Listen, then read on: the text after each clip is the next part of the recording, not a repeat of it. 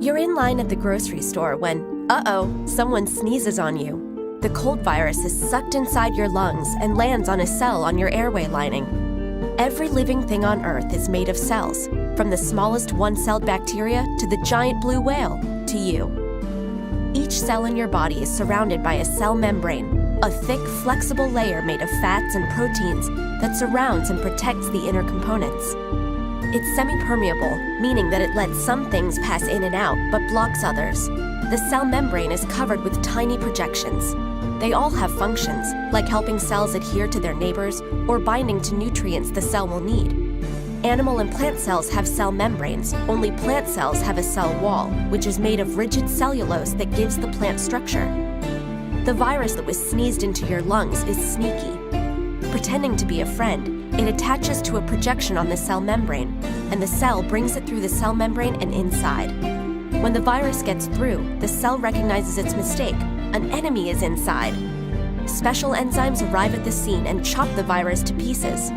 They then send one of the pieces back through the cell membrane, where the cell displays it to warn neighboring cells about the invader.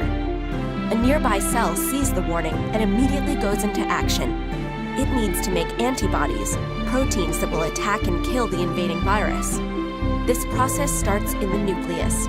The nucleus contains our DNA, the blueprint that tells our cells how to make everything our bodies need to function.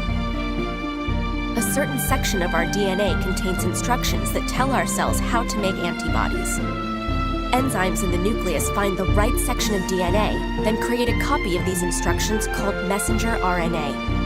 The messenger RNA leaves the nucleus to carry out its orders. The messenger RNA travels to a ribosome. There can be as many as 10 million ribosomes in a human cell, all studded along a ribbon-like structure called the endoplasmic reticulum. This ribosome reads the instructions from the nucleus. It takes amino acids and links them together one by one, creating an antibody protein that will go fight the virus. But before it can do that, the antibody needs to leave the cell. The antibody heads to the Golgi apparatus. Here, it's packed up for delivery outside the cell. Enclosed in a bubble made of the same material as the cell membrane. The Golgi apparatus also gives the antibody directions, telling it how to get to the edge of the cell. When it gets there, the bubble surrounding the antibody fuses to the cell membrane. The cell ejects the antibody, and it heads out to track down the virus.